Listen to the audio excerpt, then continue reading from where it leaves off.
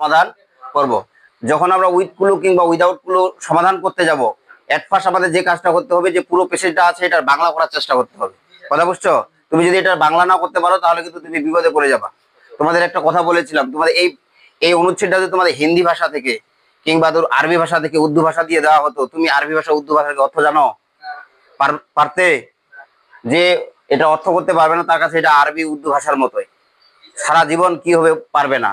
যারা এই পেশাজের অর্থ করতে পারবে না তাদের কাছে এটা মানে এটা সহজ হবে না, খুব কঠিন হয়ে যাবে। কথা বুঝছো? আর আমরা আজকে এটা সমাধান করব। নিয়মের বাইরে কোনো কিছুই নাই, প্রত্যেকটা নিয়মের মধ্যেই আছে। তবে আমরা আগে পার্টস অফ স্পিচ গুলো আইডেন্টিফিকেশন করার চেষ্টা করবো যে কোনটা কোন পার্ট অফ স্পিচ। আমি তোমাদেরকে নাউন, ভার্ব, এডজেক্টিভ এই যে পজিশন গুলো দেখাইছিলাম না, ওই পজিশন অনুসারে তোমরা আমাকে এখানে ইন্ডিকেট করবা। কথা ঠিক আছে? লক্ষ্য করো, প্রথমে কি লেখা হয়েছে? Communicative competence. কি লেখা হয়েছে? এখানে পরপর কয়টা ওয়ার্ড শব্দ আছে দেখো তো? দুইটা। পরপর দুইটা শব্দ থাকলে আমরা বলতে পারি এটাকে নাউন আর এটাকে কি বলতে পারি? অ্যাডজেক্টিভ। আচ্ছা, যদি শূন্যস্থানটা এখানে থাকতো তাহলে এখানে একটা অ্যাডজেক্টিভ বসতো। কথা বুঝছো? আচ্ছা, তাহলে কমিউনিকেটিভ কম্পিটেন্সের বাংলা অর্থ হচ্ছে যোগাযোগমূলক দক্ষতা। কি বললাম? যোগাযোগমূলক দক্ষতা। রেফার্স নির্দেশ করে, সাবজেক্টের পরে কি হয়? ভার্ব হয়। তার মানে এটা কি? ভার্ব। গ্যাপটা যদি এখানে হতো তাহলে আমাদেরকে ভাব ব্যবহার করতে হতো। তোমাকে দেখতে হবে যে গ্যাপটা কোথায় দেওয়া হয়েছে। কথা কি বুঝছো? একটা অ্যানালাইজ করলে সব বোর্ড কোশ্চেন ইয়া করা যায়। আচ্ছা, এরপরে দেখো রেফারেন্স মানে কি করে? নির্দেশ করে। টু, আমরা জানি টুটা কি? প্রিপজিশন। এই যে এটা কি? প্রিপজিশন। প্রিপজিশনের পরে কি বসে বলেন তো? নাউন। কিন্তু এখানে একটা ডিটারমিনার আছে, তার মানে এটা কি? ডিটারমিনার। আর ডিটারমিনারের পরে একটা কি বসবে? নাউন বসবে। তার মানে আমাদের এখানে অর্থের সাথে সঙ্গতি রেখে একটা কি লাগবে? নাউন লাগবে। কথা কি বুঝছো? এখন তুমি জানো, ভালো করে জানো, আর্টিকেলের পরে একটা কি লাগবে? নাউন লাগবে।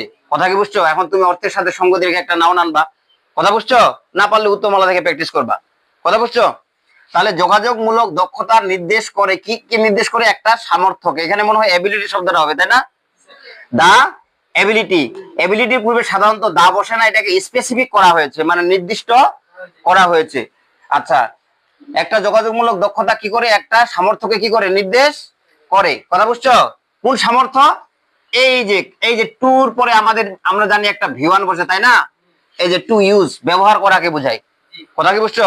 তার মানে এটা কি? এটা কি ভি1। এটা কি ভি1। কথা বুঝছো? টু ইউজ মানে কি করা? এখানে টুটা উজ্জ্ব আছে। কথা বুঝছো? এটা কি? একটা ভি1। ব্যবহার করাকে কিসের ক্ষেত্রে ব্যবহার করা? এই ল্যাঙ্গুয়েজ, একটা ভাষাকে কি করা? ব্যবহার।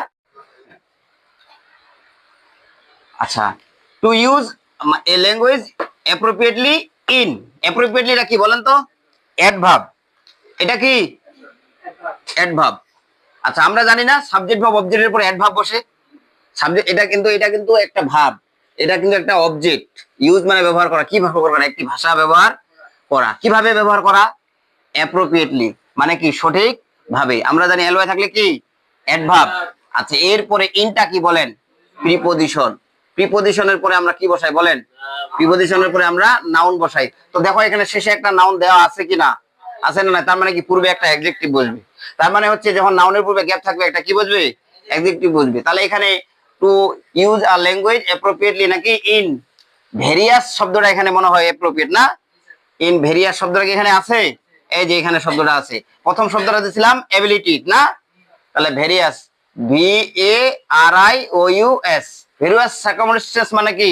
বিভিন্ন পরিস্থিতিতে একটা ভাষাকে সঠিকভাবে ব্যবহার করার নামে হচ্ছে যোগাযোগমূলক দক্ষতাকে কি করে? নির্দেশ করে। কথা বুঝছো? তুমি যদি একটা ভাষা বিভিন্ন পরিস্থিতিতে দেখো, এখন মনে করো আমি তোমাদের একটা ভাষা শিখাইলাম, তুমি ইংরেজি শিখতেছো, এখন লেখা প্রয়োজন তুমি লিখে প্রকাশ করতেছো, এখন বলা প্রয়োজন তুমি বলে প্রকাশ করতেছো।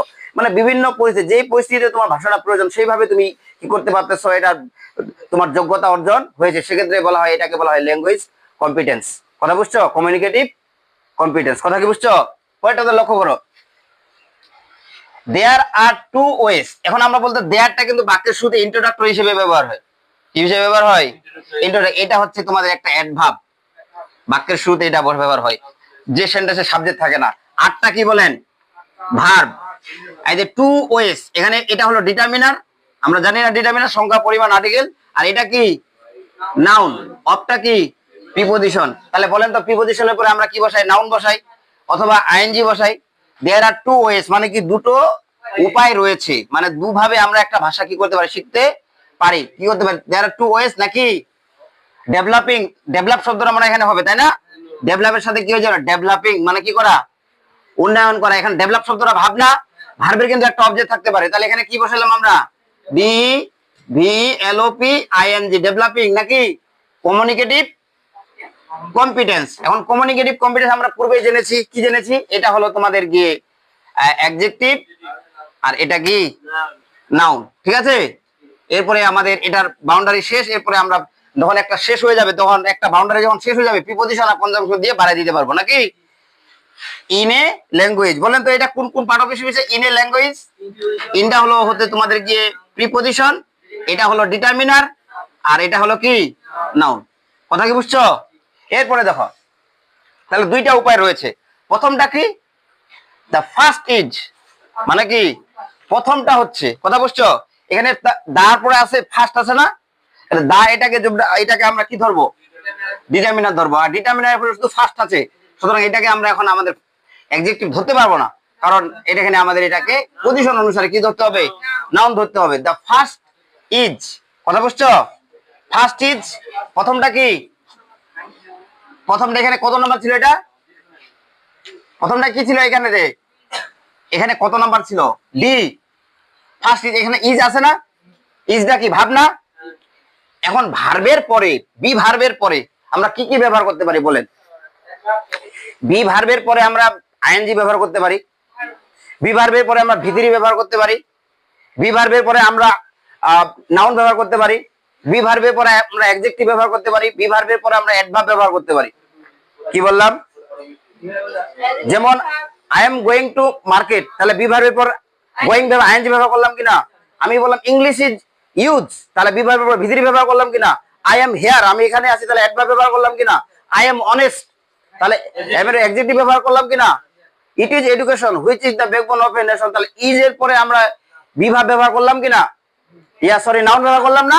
তার মানে বি ভার্বের পরে গ্যাপ থাকলে তখন আইএনজি হতে পারে, ভিতরিও হতে পারে, নাউনও হতে পারে, অ্যাডজেক্টিভ হতে পারে, অ্যাডভার্বও হতে পারে।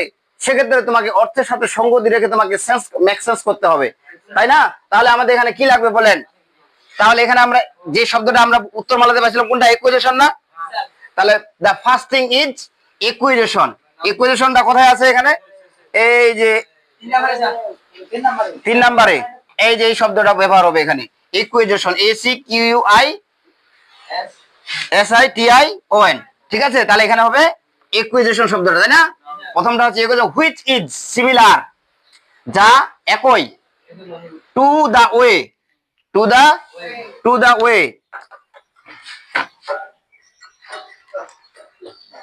আচ্ছা, টু দা ওয়ে দেখো, লক্ষ্য করো কোথায় পড়াচ্ছিলাম, টু দা ওয়ে। এখন বলেন হুইচটা কি রিলেটিভ প্রনাউন? এখানে হুইচটা হচ্ছে ইকুইজেশনটা আছে ইয়াতে নাউনে ছিল, আর এটা হচ্ছে রিলেটিভ প্রনাউন, তাই না? Relative pronoun. আচ্ছা, আরপি দিলাম, হ্যাঁ। এরপরে ইজটা কি বলেন, ভাব, ভাব। সিমিলারটা কি, অ্যাডজেক্টিভ। এমিজার উপর অ্যাডজেক্টিভ বুঝতে পারে কি পারে না। তারপর টুটা কি বলো, প্রিপজিশন। প্রিপজিশনের পরে কি থাকে, পরপর দুইটা শব্দ আছে, এটা হচ্ছে ডিটারমিনার আর এটা হচ্ছে নাউন। কথা বুঝছো?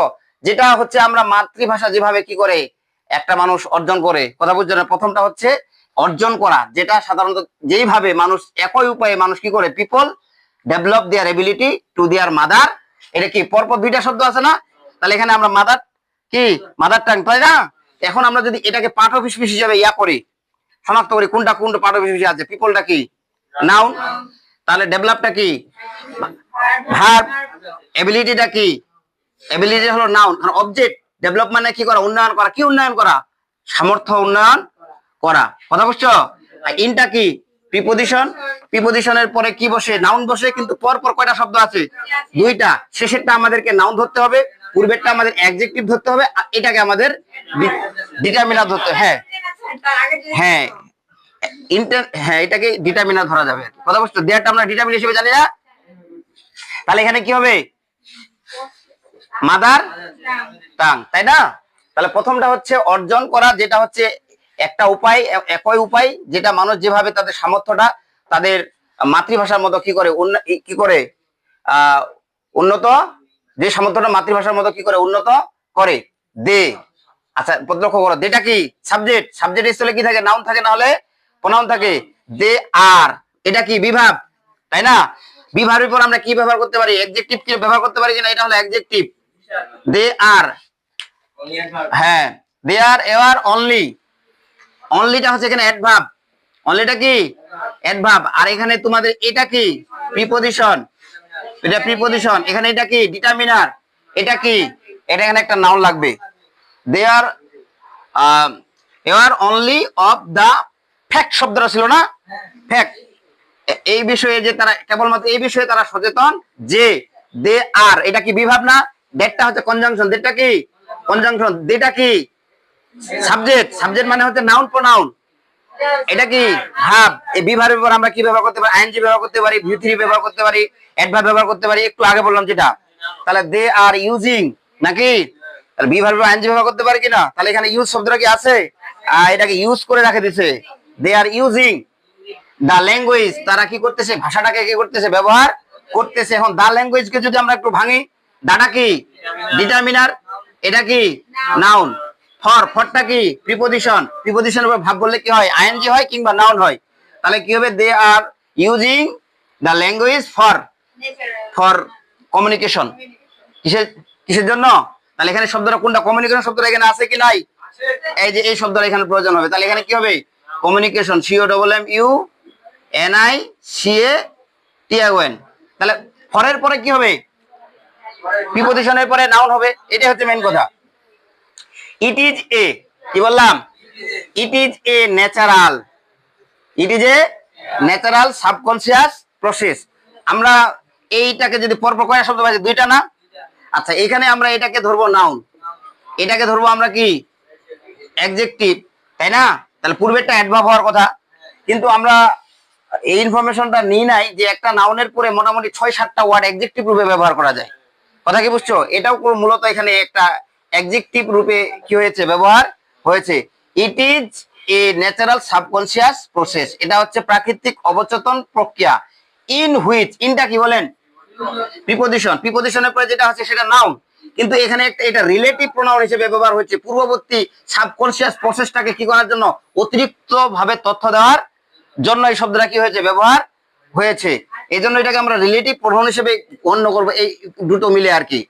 আচ্ছা by which, in which, by which, যার মধ্যে নাকি ইউজার, ইউজার মানে কি ব্যবহারকারীরা, এখানে এটা কি নাউন, এটা কি ভাব, নটটা হচ্ছে আমরা জানি অ্যাডভার্ব, তাই না?